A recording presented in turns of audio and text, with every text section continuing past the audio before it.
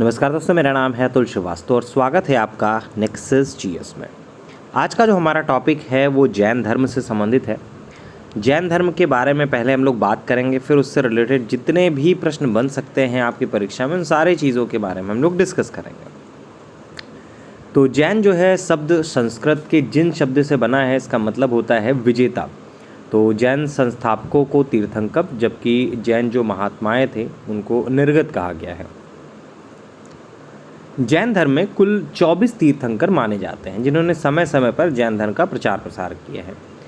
ऋषभदेव साहब पहले थे और महावीर स्वामी साहब लास्ट थे, मतलब 24वें थे। जैन धर्म के प्रथम तीर्थंकर जो थे, मैंने बताया ऋषभदेव थे, और इनके जो अन्य नाम हैं वो ऋषभनाथ है, आदिनाथ है, वृषभनाथ है, ये सारे के सारे।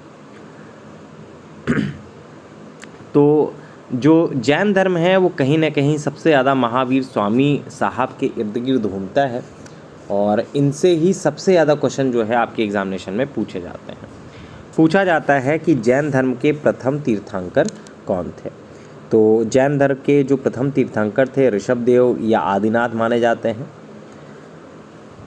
नेक्स्ट है, जैन धर्म के 23वें तीर्थंकर कौन थे। ये भी बहुत पूछा जाता है कि 23वें नंबर के तीर्थंकर कौन थे। 23वें, 24वें, पहले, ये बहुत ज़्यादा पूछा जाता है। तो जैन धर्म के 23वें जो तीर्थंकर थे वो कौन थे? पार्श्वनाथ थे। जैन धर्म के अंतिम या 24वें तीर्थंकर किसे कहा जाता है? महावीर स्वामी साहब को कहा जाता है। जैन परंपरा के अनुसार ऋषभनाथ का जो प्रतीक चिन्ह था वो क्या था? प्रतीक चिन्ह भी आपके एग्जामिनेशन में पूछे जाते हैं। तो जैन परंपरा के अनुसार ऋषभनाथ का जो प्रतीक चिन्ह था वो आपका बैल था। नेक्स्ट है, पार्श्वनाथ का प्रतीक चिन्ह क्या था? इनका जो प्रतीक चिन्ह था वो आपका सर्प था। महावीर स्वामी की प्रतीक चिन्ह के बारे में बात करें तो महावीर स्वामी का जो प्रतीक चिन्ह था वो आपका सिंह था। महावीर स्वामी साहब के बारे में हम लोग और अगर डिटेलिंग से बात करें तो इनका जो जन्म हुआ था कुंडग्राम या कुंडलपुर में हुआ था, यह वैशाली के निकट है, लगभग 599 ईसा पूर्व में हुआ था। इनकी जो माता थी त्रिशला, ये वैशाली के लिच्छवीगढ़ राज्य के प्रमुख चेटक की बहन थी, तथा पिता जो थे सिद्धार्थ, ये ज्ञात्रक क्षत्रियों के संघ के प्रधान थे। इनके बड़े भाई नंदीवर्धन थे। तो नेक्स्ट है, निम्नलिखित में कौन सा तीर्थंकर ऐतिहासिक माने जाते हैं? तो पार्श्वनाथ और महावीर स्वामी दोनों ऐतिहासिक महान माने जाते हैं। जैन साहित्य में ऋषभनाथ को किस और नाम से जाना जाता है? इसके बारे में हम लोगों ने पहले ही बात की। आदिनाथ के नाम से जाना जाता है, इनके कई नाम थे। महावीर स्वामी का जन्मस्थान क्या हुआ था? कुंडग्राम या कुंडलपुर में हुआ था, मैंने अभी बताया ही आपको। महावीर स्वामी के बचपन का नाम क्या था? इनके बचपन का नाम वर्धमान था। नेक्स्ट है, जैन धर्म के त्रिरत्न में निम्नलिखित में कौन शामिल नहीं है? तो सम्यक दर्शन, सम्यक ज्ञान, सम्यक आचरण, ये तीनों ही शामिल हैं। सम्यक वाणी जो है वो शामिल नहीं है। जैन धर्म के 5 महाव्रतों में निम्नलिखित में कौन सा व्रत जो है वो आपका शामिल नहीं है?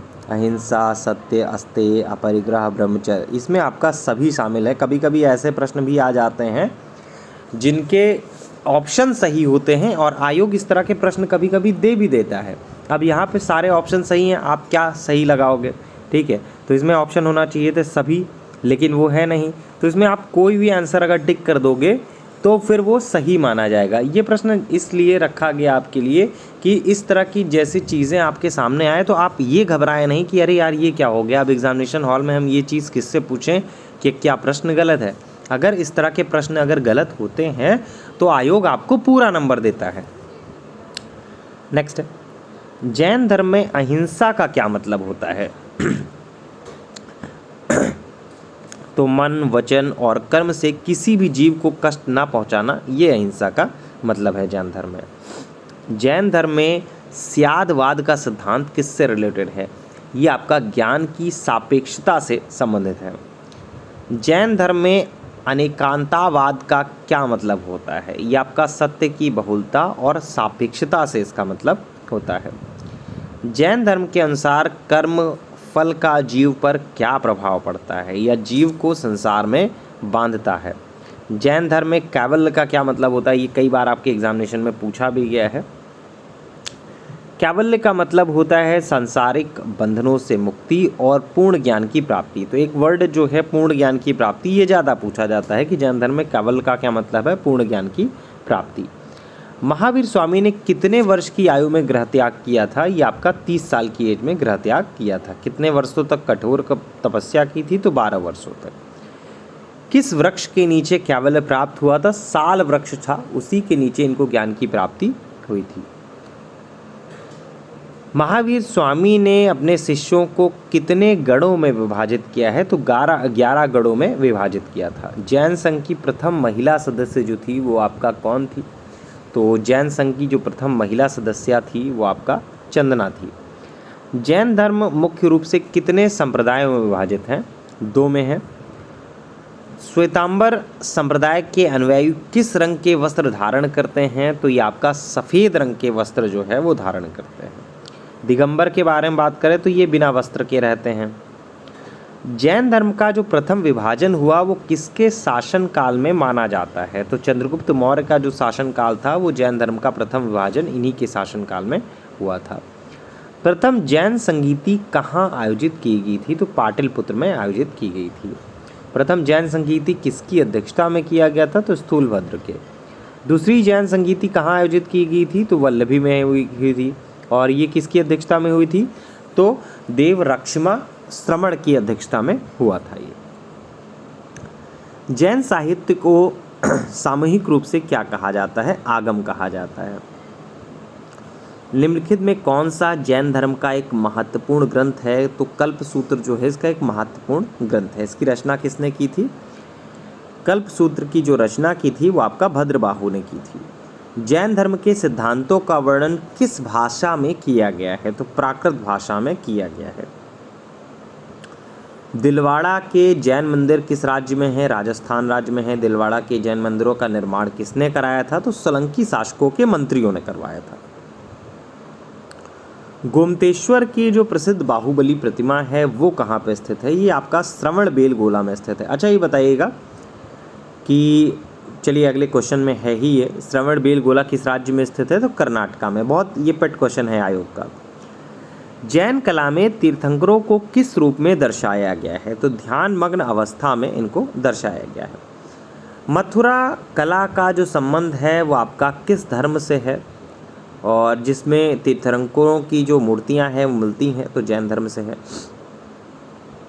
निम्नलिखित में किस शासक ने जैन धर्म को संरक्षण प्रदान किया था? तो खारवेल ने। ये भी बहुत पेट क्वेश्चन है आयोग का, पूछा जाता है। कलिंग के किस शासक ने जैन धर्म को संरक्षण दिया था? तो खारवेलों ने दिया था। जैन धर्म का प्रसार मुख्य रूप से किन क्षेत्रों में हुआ है? तो दक्षिणी भारत और पश्चिमी भारत दोनों में हुआ है।